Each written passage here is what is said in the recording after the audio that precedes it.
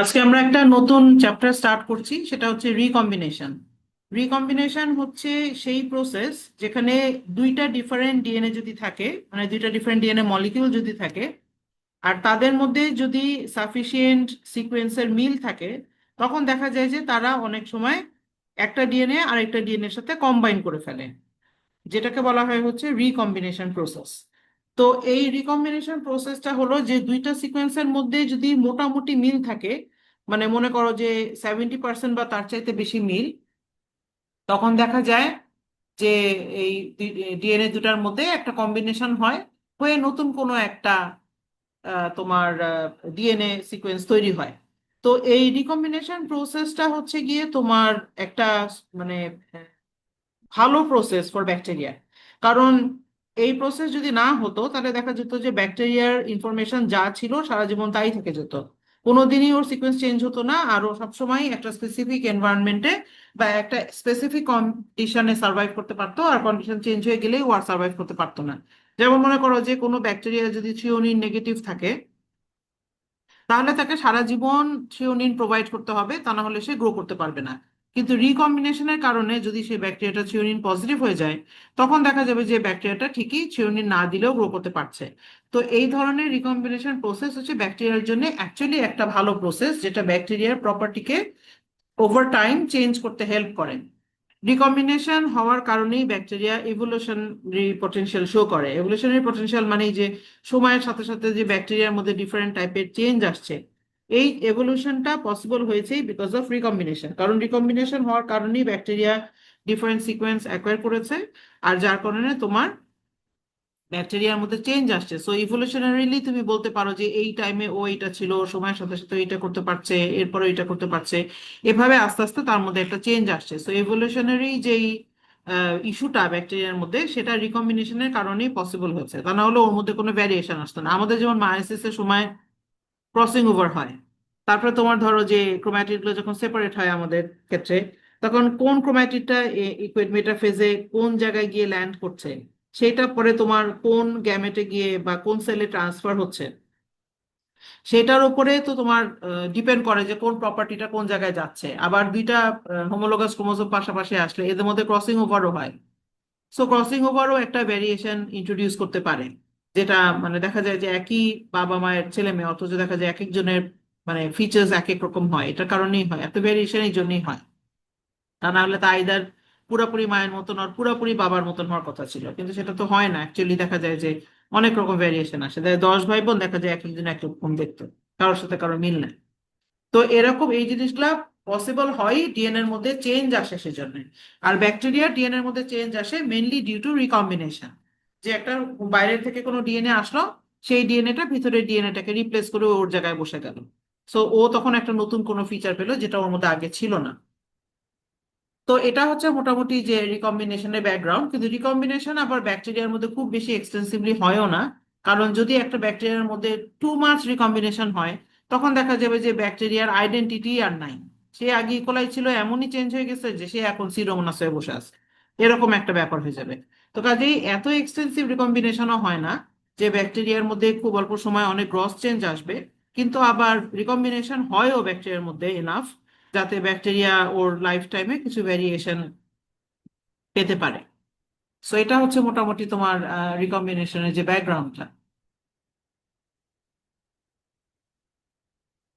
তো রিকম্বিনেশন প্রসেসটা কিভাবে হয় সেটা বোঝানোর জন্য একটা মডেল বহু বছর আগে একজন সায়েন্টিস্ট এস্টাবলিশ করেছিলেন, যে মডেলটাকে ডাকা হয় হচ্ছে holiday model.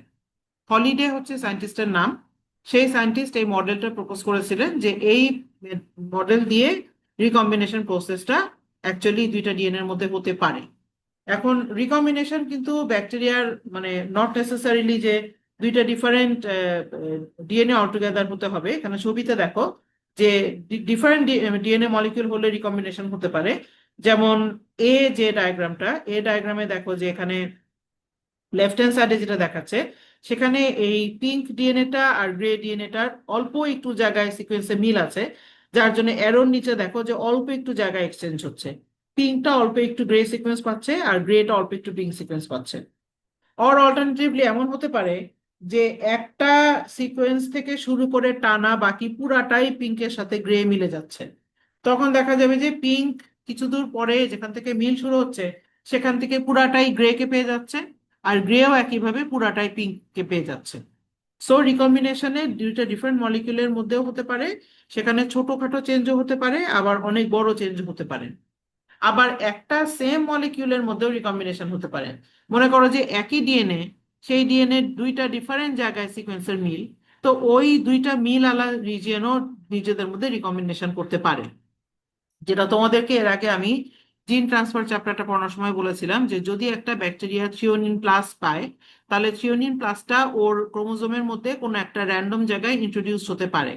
In that case ও একটা পার্শিয়াল ডিপ্লয়েড হবে, কারণ ওর অরিজিনাল থ্রিওনিন মাইনাস আর ও পেলো যে থ্রিওনিন প্লাস, দুটাই ওর মধ্যে প্রেজেন্ট। সো ও একটা পার্শিয়াল ডিপ্লয়েড হয়ে গেল। আর যদি ও তোমার আহ, ওই সিকোয়েন্স দুটো কোনোভাবে কাছে এনে ফেলতে পারে, থ্রিওনিন প্লাস মাইনাসকে যদি কাছে এনে ফেলতে পারে, আর ওদের মধ্যে যদি সিকোয়েন্সের সিগনিফিকেন্ট সিমিলারিটি থাকে, তখন ওদের ভিতরে রিকম্বিনেশন হয়ে যেতে পারে। রিকম্বিনেশন হয়ে দেখা গেল যে একটা সিকোয়েন্স থেকে গেল আর আরেকটা সিকোয়েন্স হয়তো ব্যাকটেরিয়া ডিস্ট্রয় করে ফেললো। সো রিকম্বিনেশন হয়ে তোমার ডিএনএটা ডিস্ট্রয়ও হয়ে যেতে পারে, মানে একটা থেকে গেল আর একটা ডিস্ট্রয় হয়ে গেল আর কি। এরপরে তোমার সাইট স্পেসিফিক রিকম্বিনেশন হতে পারে। সাইট স্পেসিফিক রিকম্বিনেশন হচ্ছে যে যখন যেই রিজিয়নটা দুইটা ডিএনএ এর মধ্যে হোমোলোগাস, হোমোলোগাস মানে হলো যে অনেক মিল কিন্তু একেবারে আইডেন্টিক্যাল না, তার মানে সিমিলার বাট নট আইডেন্টিক্যাল যদি হয়, তাহলে ইন দ্যাট কেস ওই ছোট্ট ছোট্ট সিকোয়েন্স দুটার আর নিজেদের মধ্যে একজন আরেকজনকে রিপ্লেস করবে না। এখানে যেটা হবে সেটা হচ্ছে একটা ডিএনএ ওই ছোট্ট হোমোলোগাস সিকোয়েন্সটাকে ব্যবহার করে আরেকটা ডিএনএ এর মধ্যে পুরাপুরি ঢুকে যেতে পারে। যেমন এখানে একটা লিনিয়ার ডিএনএ, এই লিনিয়ার ডিএনএটার মধ্যে সার্কুলার ডিএনএটার অল্প একটু সিকোয়েন্স হোমোলজি থাকার কারণে সার্কুলার ডিএনএটা লিনিয়ার ডিএনএ এর ভিতরে ঢুকে পড়ছে। তো এইটাকে বলা হয় হচ্ছে সাইট স্পেসিফিক রিকম্বিনেশন, মানে খুবই স্পেসিফিক অল্প একটু জায়গায় রিকম্বিনেশন হচ্ছে, যার কারণে একটা সার্কুলার ডিএনএ একটা লিনিয়ার ডিএনএ এর মধ্যে ঢুকে পড়তে পারছে। তো এরকম ভাবে রিকম্বিনেশন হতে পারে। এবং ফাইনালি ট্রান্সপোজন বলে একটা মোবাইল জেনেটিক এলিমেন্ট আছে, যে ডিএনএ এর মধ্যে এক জায়গা থেকে আরেক জায়গায় লাফিয়ে লাফিয়ে ঘুরে বেড়াতে পারে, সেই ট্রান্সপোজনও রিকম্বিনেশন শো করতে পারে। যেমন ট্রান্সপোজনটা নিজেকে কপি করে রেপ্লিকেট করে নিতে পারে আগে, করার পরে ওই কপিটা অন্য একটা জায়গায় রিকম্বিনেশন হয়ে ঢুকে যেতে পারে। আর এটা ফুলি কনজারভেটিভ হতে পারে, যেখানে ও আগে এক জায়গায় রিকম্বিনেশন করে ঢুকেছিল, এখন ওখান থেকে পুরোপুরি নতুন আরেকটা জায়গায় রিকম্বিনেশন করে চলে গেল। সো নিজেকে কপি করেও যেতে পারে, যেটাকে আমরা বলি রেপ্লিকেটিভ ট্রান্সপোজিশন। আবার সে নিজেকে কপি না করে পুরাপুরি এক জায়গা থেকে আরেক জায়গায় চলে যেতে পারে, যেটাকে আমরা বলি কনজারভেটিভ ট্রান্সপোজিশন। এ পর্যন্ত কারো কোনো কোয়েশ্চেন আছে? না মিস। মিস সাইট স্পেসিফিকটা আরেকবার একটু যদি বলতেন। এটা জি ম্যাম। সাইট স্পেসিফিক রিকম্বিনেশন যেটা, সেটা হলো যে যদি একটা ডিএনএ আরেকটা ডিএনএ কে রিপ্লেস করে, যেটা রিকম্বিনেশনে নর্মালি হয়, সেখানে তোমার দেখা যায় যে ডিএনএ এর সিকোয়েন্সের সাইজটা মোটামুটি বড়ই থাকে। ধরো যে সেভারাল হান্ড্রেড বেস পেয়ার থাকে, 100 বেস পেয়ার, 200, 300, 500, 700 বেস পেয়ার এরকম থাকে, বা আরো এর চাইতেও আরো অনেক বড় হতে পারে। তখন একজন ডিএনএ আরেকজন ডিএনএ কে রিপ্লেস করে বাই রিকম্বিনেশন। কিন্তু তোমার সব সময় যে এরকম এত বড় বড় সিকোয়েন্সের মধ্যে সিমিলারিটি থাকবে এরকম নাও হতে পারে। হয়তো দেখা গেল যে দুইটা ডিএনএ এর মধ্যে মাত্র 20টা বেস পেয়ারের মধ্যে মিল, 20টা বেস পেয়ার ওদের মধ্যে মিলে যাচ্ছে, কিন্তু এর চাইতে বেশি আর মিলছে না। তখন ইন দ্যাট কেস ওই 20টা বেস পেয়ার আর একজন আরেকজনকে রিপ্লেস করে না। সেই ক্ষেত্রে যেটা হয় সেটা হচ্ছে ওই 20টা বেস পেয়ারের সাহায্যে একটা ডিএনএ পুরাপুরি সিকোয়েন্সের মিল থাকুক আর না থাকুক, পুরাপুরি একটা ডিএনএ আরেকটা ডিএনএ এর মধ্যে ঢুকে যায়। তো এই প্রসেসটাকে বলা হয় হচ্ছে সাইট স্পেসিফিক রিকম্বিনেশন। তার মানে রিকম্বিনেশন দুই ভাবে হতে পারে, একটা যেখানে সিকোয়েন্সের মধ্যে অনেক মিল, সো একজন আরেকজনকে পুরোপুরি রিপ্লেসই করে ফেলছে, আর যেটাকে আমরা বলি হোমোলোগাস রিকম্বিনেশন। আর আরেকটা হচ্ছে যে একজনের আর আরেকজনের সাথে মিল হচ্ছে খুবই অল্প একটুখানি জায়গায়, যার জন্য ওই অল্প জায়গায় মিলের কারণে ওই একটা ডিএনএ আর একটা ডিএনএ এর মধ্যে পুরাপুরি ঢুকে যাচ্ছে, মানে শুধু হোমোলোগাস সিকোয়েন্স ঢুকছে না, পুরা ডিএনএটাই ঢুকে যাচ্ছে। এটাকে বলা হয় হচ্ছে site specific recombination. Site specific রিকম্বিনেশনটা যেমন মনে করো যে কোনো ভাইরাস যদি ব্যাকটেরিয়াকে ইনফেক্ট করে, তখন ভাইরাসের ডিএনএটা তো ম্যাক্সিমামই ব্যাকটেরিয়ার ডিএনএর সাথে মেলে না, কারণ ও তো ভাইরাস আর ও তো ঢুকছে ব্যাকটেরিয়াতে। তো ওর যদি অল্প একটু রিজন অফ হোমোলজি থাকে, এখানকার যে ছবিতে দেখছো সেরকম, তখন ও ওই অল্প একটু রিজনের হোমোলজির কারণে ব্যাকটেরিয়াল ডিএনএর মধ্যে ঢুকে যেতে পারে, যেটাকে আমরা বলছি site specific recombination. So site specific recombination দিয়ে আমার ব্যাকটেরিয়ার যেই লাইসোজেনিক সাইকেল, সেই লাইসোজেনিক সাইকেলটা পসিবল হয়।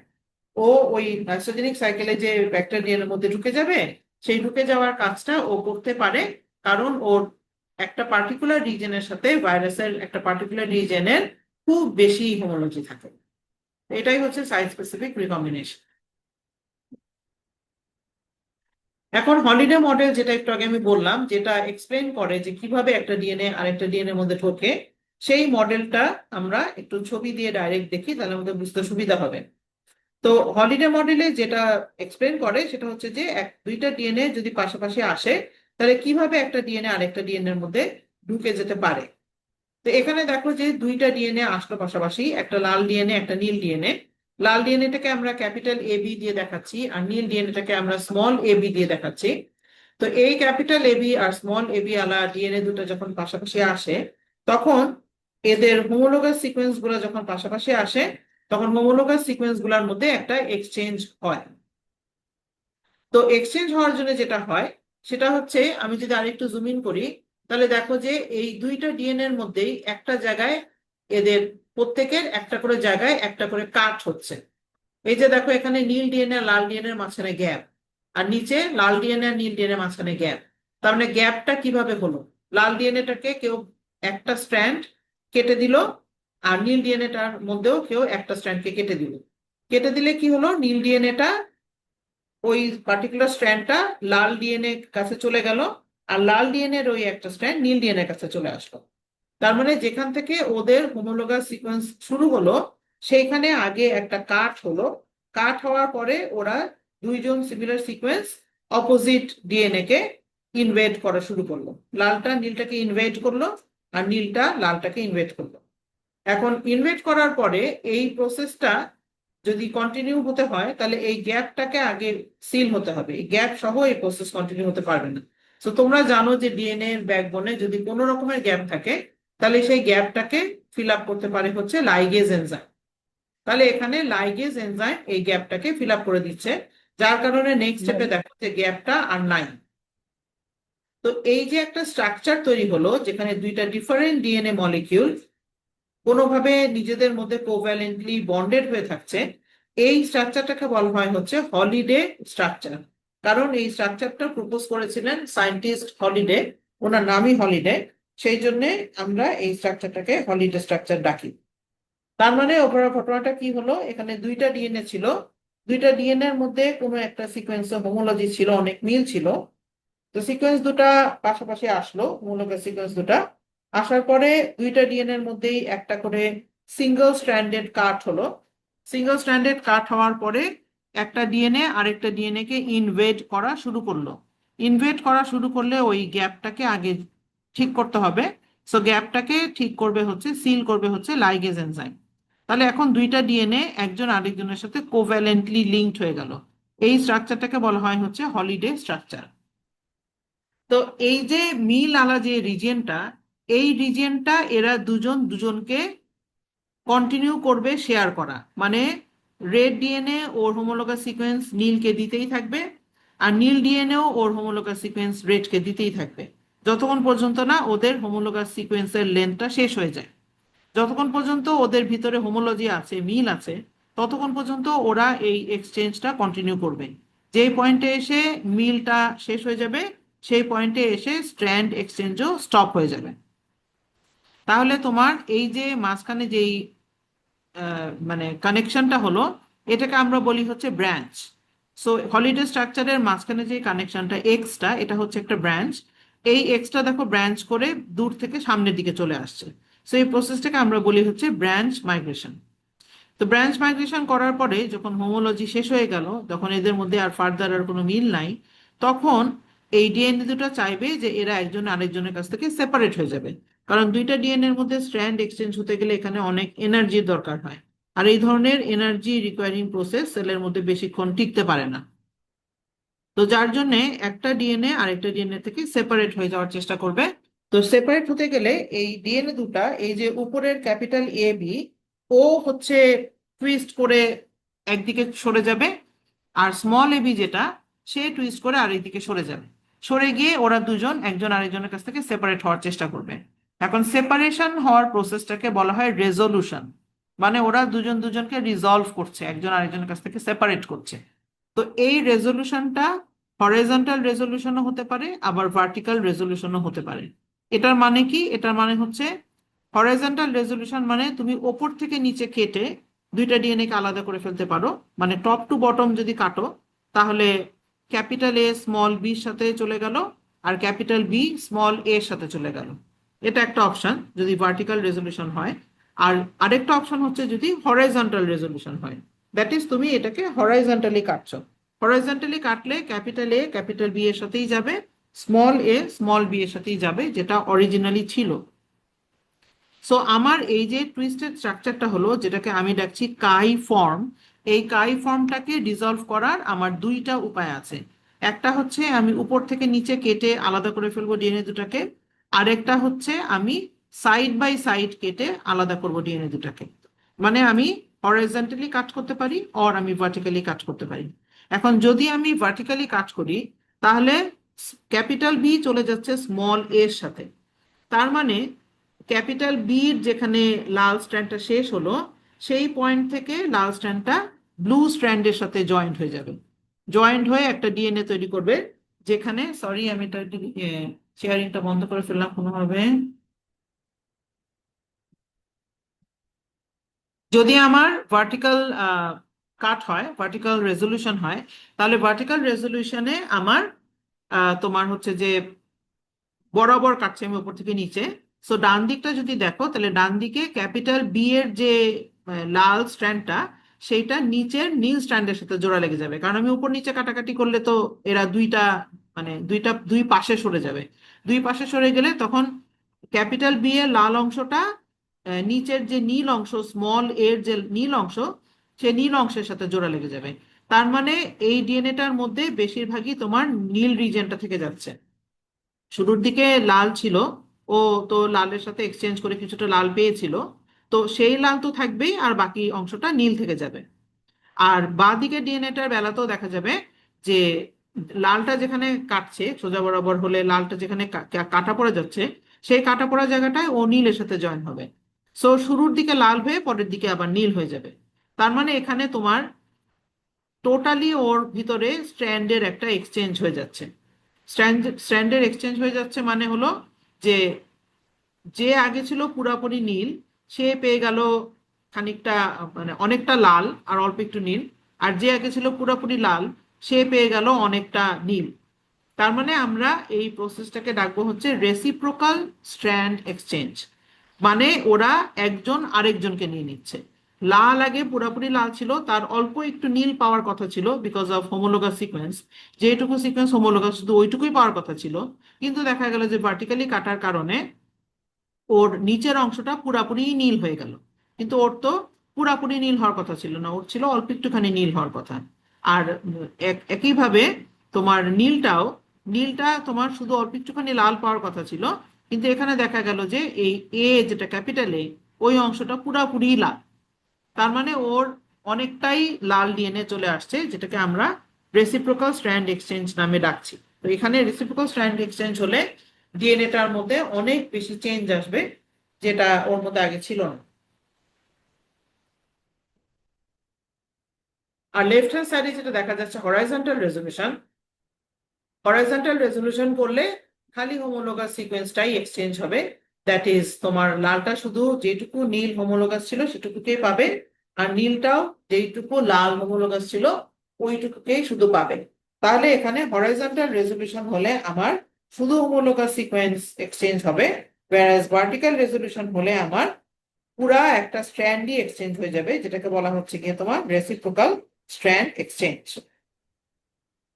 তো তো এই দুইটা আমার আউটকাম হতে পারে হোমোলোগাস রিকম্বিনেশনে, যেটা হলিডে এক্সপ্লেন করেছে যে এইভাবে দুইটা ডিএনএ এর মধ্যে স্ট্র্যান্ড এক্সচেঞ্জ হওয়া পসিবল। তো যখন হলিডে এই মডেলটা প্রপোজ করলো, তখন অনেকে এই মডেলটাকে স্ক্রুটিনাইজ করা শুরু করলো, যে আচ্ছা দেখি তো এটা কতটুকু ফিজিবল মনে হচ্ছে, এটা কতটুকু অ্যাকচুয়ালি পসিবল মনে হচ্ছে। তখন অনেকের কাছে অনেক কিছু খটকা লাগলো। যেমন অনেকে বলল যে ডিএনএ দুটা একেবারে পারফেক্টলি কাট হবে, ঠিক যেখানে মিল সেখানেই একেবারে পারফেক্টলি কাট হবে, এইটা কি একটা বায়োলজিক্যাল সিস্টেমে সব সময় কি পসিবল না, সব সময় কি এরকম হয় না? সো এইটা অনেকে স্ক্রুটিনাইজ করলো যে না, এইটা তো আমাদের কাছে মনে হচ্ছে যেন এটা ঠিক নাই। এখানে দুইটা ডিএনএ কাট হবে, আবার একদম একেবারে এত প্রিসাইসলি যেখান থেকে সিকোয়েন্স হোমোলজি শুরু হচ্ছে সেখানেই কাট হবে, এইটা আমাদের কাছে মনে হচ্ছে যেন এটা ঠিক নাই। আবার অনেকে বললো যে এই যে ফাইনাল যে result, either homologous sequence exchange হচ্ছে অর তোমার রেসিপ্রোকাল স্ট্র্যান্ড এক্সচেঞ্জ হচ্ছে, এই দুটা আউটকাম তো পুরাপুরি ডিফারেন্ট। মানে একই মডেল দিয়ে এত এন্টায়ারলি ডিফারেন্ট দুটা আউটকাম কিভাবে হয়? যে শুধু হোমোলোগাস চেঞ্জ করো আর একেবারে পুরাটাই চেঞ্জ করে ফেলে, একেবারে এক্সট্রিম দুইটা কনসিকুয়েন্স কিভাবে হচ্ছে? অনেকে এটা নিয়ে কোয়েশ্চেন করলো যে এত এক্সট্রিম কনসিকুয়েন্স কিভাবে হয়। তো এই দুটাই হচ্ছে আমার হলিডে মডেলের ড্রব্যাক, যে আমার হলিডে মডেলটা দেখাচ্ছে যে এই স্ট্র্যান্ড গুলার মধ্যে নিক যেটা হচ্ছে, সেই নিক গুলা একদম ইকুইভ্যালেন্ট পজিশনে হচ্ছে। একদম ইকুইভ্যালেন্ট বলতে একজনের যেখানে হচ্ছে আরেকজনের ঠিক মানে একেবারে সিমিলারিটি বেসিসে ওইখানেই হয়ে যাচ্ছে, সেটা কিভাবে হচ্ছে? এটা নিয়ে অনেকে কোয়েশ্চেন করলো। আর অনেকে এই যে রেজলিউশনটা হচ্ছে, এই রেজলিউশনটা নিয়ে অনেকে কোয়েশ্চেন করলো যে এরকম দুইটা ডিফারেন্ট এন্টায়ারলি ডিফারেন্ট দুইটা প্রসেস কিভাবে একই মডেল থেকে আউটকামটা হতে পারে। তো এই ড্রব্যাকটা নিয়ে অনেকে কোয়েরি করার পরে দুইজন নতুন সায়েন্টিস্ট যাদের নাম হচ্ছে মেসেলসন আর র্যাডিং, এই মেসেলসন র্যাডিং এরা হচ্ছে যে একটা নতুন মডেল প্রপোজ করলো, যেখানে এরা ওই ডিএনএ দুটার মধ্যে যে একেবারে পারফেক্ট নিক হবে, পারফেক্ট কাট হয়ে যে তোমার রেকম্বিনেশন হবে, সেই প্রসেসটাকে ওরা একটু কিছুটা সলভ করার চেষ্টা করলো। ওরা বললো যে না, আমরা একটা মডেল দিচ্ছি, যেই মডেলটা এনকাউন্টার করবে ওই গ্যাপটা, যে আমার দুইটা ডিএনএ কেই একদম প্রিসাইসলি কাট না হলেও চলবে, আমার একটা ডিএনএ কাট হলেও চলবে আর একটা ডিএনএ কে না কাট হলেও চলবে, সেটা মেসেলসন র্যাডিং এটাকে অ্যাকাউন্ট করলেন। যে আমরা এটাকে এমন একটা মডেল দিচ্ছি যেই মডেলটা এই দুইটা ডিএনএ কে কাট করার কোনো দরকার পড়ে না, সেই মডেলে দুইটা ডিএনএ কে কাট করার কোনো দরকার পড়ে না, এবং ওখানে একটা ডি লুপ ফরমেশন হয়। যেখানে হলিডে মডেলে হলিডে স্ট্রাকচার ফর্ম হচ্ছিল, হলিডে জাংশন ফর্ম হচ্ছিল, এখানে হলিডে জাংশন ফর্ম হয় পরে হয়, কিন্তু শুরুর যে প্রবলেমটা, যে ইকুইভ্যালেন্ট পজিশনে ডিএনএ কাট, সেই ইকুইভ্যালেন্ট পজিশনে ডিএনএ কাটের দরকার আর পড়ে না। তাহলে এটা কিভাবে হয়? এখানে অরিজিনাল মডেলে বলা হচ্ছিল যে এখানে দুইটা ডিএনএ আসলো, দুইটা ডিএনএ এর মধ্যে ইকুইভ্যালেন্ট পজিশনে কাট হলো, এখানে দেখো লেখা আছে নিক্স এট ইকুইভ্যালেন্ট পজিশনস। এরপরে এদের মধ্যে স্ট্র্যান্ড এক্সচেঞ্জ হয়ে লাইগেজ এদেরকে জোড়া লাগিয়ে পরে এদের মধ্যে ব্রাঞ্চটা মাইগ্রেট করলো, করে হোমোলোগাস সিকোয়েন্স যখন একবার এক্সচেঞ্জ হয়ে গেল তখন এদের রিজলিউশন হলো আইদার ভার্টিক্যাল অর হরাইজন্টাল। আর মেসেলসন র্যাডিং মডেলে যেটা বলে, সেখানে হচ্ছে দুইটা ডিএনএ কাট হওয়ার দরকার নাই, একটা ডিএনএ কাট হলেই হবে। সো আমি যদি এখানে ব্লু ডিএনএটা দিয়ে দেখাই, এখানে ব্লু ডিএনএটার মধ্যে শুধু একটা জায়গায় নিক হলেই হবে, রেড ডিএনএটার মধ্যে কোনো নিক হওয়ার দরকার নাই। এরপরে ব্লু ডিএনএটা যেহেতু কাট হলো, ব্লু ডিএনএটা এবার রেড ডিএনএটাকে ইনভেশন করবে। আগে দুজন দুজনকে ইনভেশন করছিল, এখন একজনই ইনভেশন করবে। তো যখন ব্লু ডিএনএটা রেড ডিএনএ কে ইনভেট করবে, তখন রেড ডিএনএ এর একটা স্ট্র্যান্ড ডিসপ্লেসড হয়ে সরে আসবে, যেটাকে বলা হচ্ছে গিয়ে তোমার স্ট্র্যান্ড ডিসপ্লেসমেন্ট। তো স্ট্র্যান্ডটা যখন ডিসপ্লেসড হয়, তখন এইটার চেহারাটা দেখতে যেহেতু লেটার ডি এর মতন লাগে, এই জন্য এইটাকে বলা হয় ডি লুপ। ডি লুপ নামে এটাকে ডাকা হয়।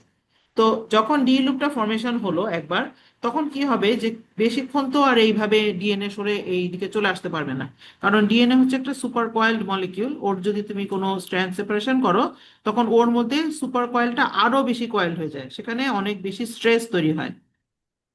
সো ডিএনএ স্ট্র্যান্ড এরকম ইচ্ছা খুশি মতন এক জায়গা থেকে আরেক জায়গায় সরে যেতে পারবে না, একটা পয়েন্টে এসে ওকে একটা কাটতে হবে, কেটে ওর স্ট্রেসটাকে কমাতে হবে, তা না হলে ওর স্ট্রেস থেকে গেলে ও আর স্ট্র্যান্ড এক্সচেঞ্জ করবে না। সো এইখানে যখন ডি লুপ ফরমেশন হয়ে গেল কিছুটা, তখন এখানে তোমার একটা স্ট্র্যান্ড এখানে কেটে যাচ্ছে। সো উপরের ডায়াগ্রামটার সাথে যদি নিচের ডায়াগ্রামটাকে কম্পেয়ার করো, তাহলে দেখো যে ডি লুপের যেখানে ডি এর একটা পরের যে এন্ডটা, সেই এন্ডে একটা জায়গায় গিয়ে রেড ডিএনএটা কাট হয়ে যাচ্ছে। কাট হয়ে গেলে ডি লুপটা আর কমপ্লিট ডি লুপ থাকছে না, এটা কেটে একটা কাট ডি লুপ হয়ে যাচ্ছে। সো নিচের ডিএনএটা, লাল ডিএনএটা যদি কেটে যায়, আর উপরের নীল ডিএনএটা তো অলরেডি কাটা ছিল, কারণ এটা তো কাজটা তো প্রসেসটা তো শুরুই হয়েছিল কেটে, তখন এখানে তোমার আবারও সেই হলিডে মডেলের মতনই ওই যে দুটো কাট আলা যে দুইটা ডিএনএ, ওই দুটা ডিএনএ কিন্তু আমরা এখানে পেয়ে গেলাম। ডিফারেন্সটা একটাই, সেটা হচ্ছে হলিডে মডেলে দুইটা ডিএনএ কে কাট হতে হয়, আর এখানে দুইটা ডিএনএ কে শুরুতেই ইকুইভ্যালেন্ট পজিশনে কাট না হলেও চলে। একটা ডিএনএ কাট হয়ে আরেকটাকে ইনভেট যখন করবে, খানিক দূর ইনভেট করে ফেলার পরে তারপরে কাট হবে। এখন ব্লু ডিএনএটা যখন রেডটাকে ইনভেট করবে, তখন তো ও ওই হোমোলোগাস সিকোয়েন্সেই ইনভেট করবে। সেই জন্য তোমার এই প্রসেসটা হোমোলোগাস ডিএনএ এর মধ্যে, হোমোলোগাস সিকোয়েন্স যদি থাকে, তাহলে হোমোলোগাস সিকোয়েন্সের মধ্যে এটা হওয়া হচ্ছে পসিবল। তাহলে আমার এই মেসেলসন র্যাডিং মডেলেও ডিলিট হচ্ছে, মেসেলসন র্যাডিং মডেলেও আমার তোমার হেটেরোডুপ্লেক্স ফর্মেশন হচ্ছে, এবং এই হেটেরোডুপ্লেক্স ফর্মেশন হওয়ার পরে এরা এরা এই নিক গুলাকে, কাঠগুলাকে লাইগেজ দিয়ে জোড়া লাগিয়ে দিবে, দিয়ে এই হলিডে মডেলের মতনই, আগের মতনই ব্রাঞ্চ মাইগ্রেশন হবে, হয়ে সামনে আগাবে। তারপর যখন হোমোলোগাস সিকোয়েন্স এক্সচেঞ্জ করা হয়ে যাবে, তখন ডিএনএ দুটো আবার সেপারেট হয়ে যাবে, যেটাকে আমরা জেনেটিক্স এর ভাষায় রাখছি রেজলিউশন। সেই রেজলিউশনটা ভার্টিক্যাল রেজলিউশনও হতে পারে, আবার হরিজন্টাল রেজলিউশনও হতে পারে। এই পর্যন্ত কারো কোনো কোয়েশ্চেন আছে? প্লিজ ডি লুপটা কিভাবে তৈরি হয় আরেকবার একটু বলবেন?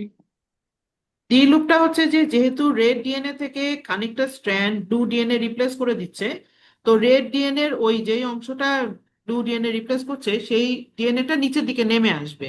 এখন নিচের দিকে নেমে আসলেও ওর এন্ড গুলা তো অরিজিনাল ডিএনএ এর সাথে কানেক্টেড, তো যার কারণে শেপটা যেটা জেনারেট হবে, সেই শেপটা হবে হচ্ছে ডি এর মতন দেখতে, যার কারণে এটাকে ডি লুপ বলা হচ্ছে।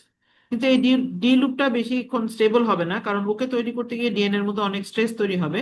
তো স্ট্রেস ডিএনএটা বেশিক্ষণ স্ট্যাটিক থাকবে না, বেশিক্ষণ স্টেবল থাকবে না, যার কারণে ডি লুপটা কিছুটা ফর্মেশন হওয়ার পরপরই ডি লুপের একটা এন্ড কেটে যাবে, কেটে গিয়ে হলিডে মডেলের মতনই একটা হলিডে স্ট্রাকচার তৈরি হবে, যেটা আমরা হলিডেতে পেয়েছিলাম, সেই রকমই একটা স্ট্রাকচার তৈরি হবে।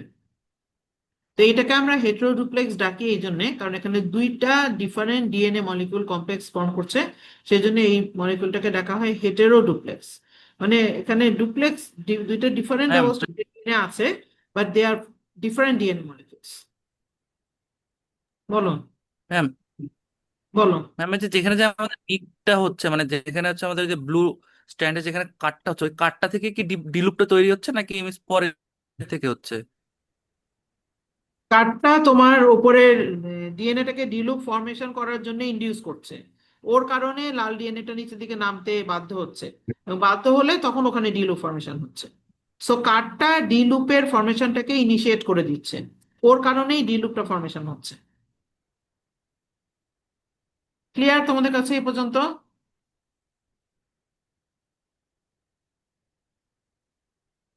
এখানে কি কোনো পার্ট আছে যেটা তোমরা বোঝোনি?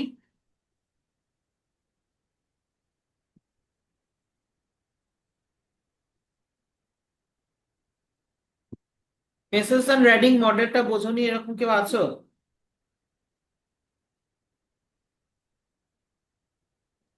ম্যাম আচ্ছা, বলো।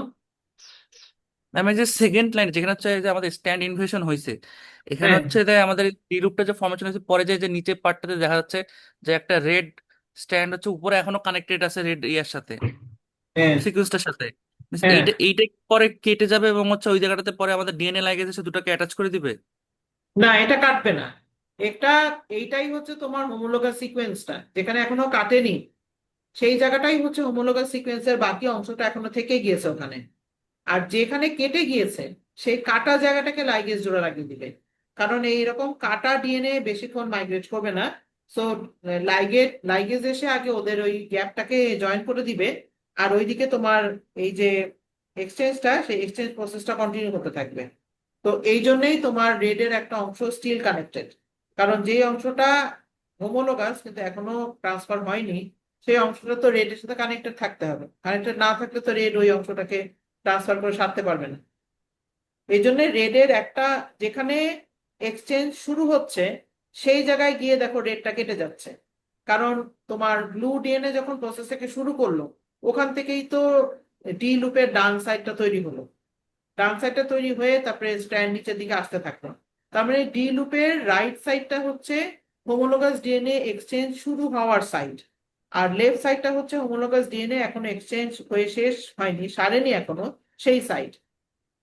এই জন্য তোমার হোমোলোগাস ডিএনএ এক্সচেঞ্জের শুরু যেটা, সেখানে নিকটা হচ্ছে, সেখানে কাটটা হচ্ছে, তারপরে সেই এন্ডটা লাইগেজ জোড়া লাগিয়ে দিচ্ছে, আর বাকি যে অংশটা সেটা এক্সচেঞ্জ কন্টিনিউ হতে থাকছে যতক্ষণ পর্যন্ত না এই হোমোলোগাস সিকোয়েন্সের শেষ হয়। একবার যখন শেষ হয়ে যাবে তখন রেজলিউশন হবে। ক্লিয়ার এখন? বুঝতে পারছি মিস। পেরেছো? Yes miss. আর কারো কোনো question?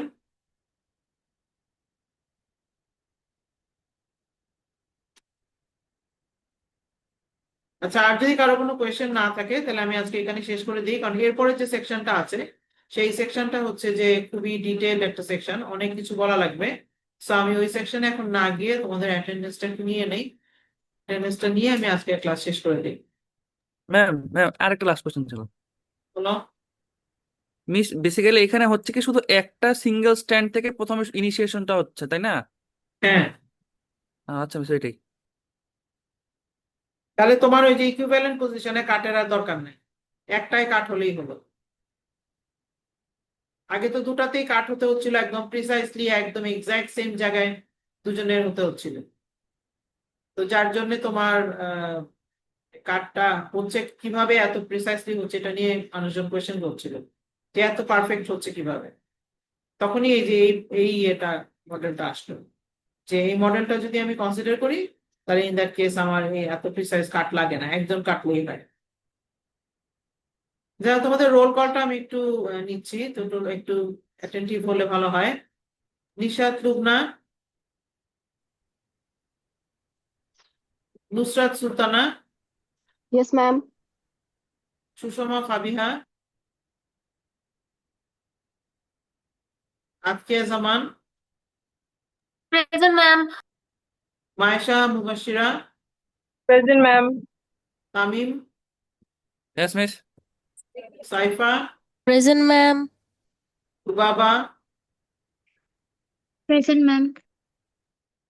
Nafisa, Present, ma'am. Shamsi, Present, ma'am. Asnad, Present, ma'am. Sadban, miss ও চ্যাট বক্সে দিয়েছে। Sejid Shah, Present, ma'am. Suraiya Afrin, Present, ma'am. Nashitat Mariam, Present, miss. Pushpita Sarkar. Present, miss. Okay, thank you very much, তোমরা সবাই ভালো থাকো। আর যদি কোনো কোয়েশ্চেন থাকে, কোনো কিছু না বুঝে থাকো, তাহলে আমাকে নেক্সট ক্লাসে জিজ্ঞাসা করতে পারো। মিস নিশাত লুকনা হ্যাঁ, নিশাত লুকনা প্রেজেন্ট ম্যাম, তখন হচ্ছে প্রেজেন্ট দিতে পারিনি। আচ্ছা, নেক্সট ক্লাসে বলতে হবে। হ্যাঁ, আমি অলরেডি শাট ডাউন করে দিয়েছি, সাইন আউট করে দিয়েছি। Okay ma'am. তোমরা সবাই ভালো থাকো। হ্যাঁ, বলো। মিস আমাদের মিড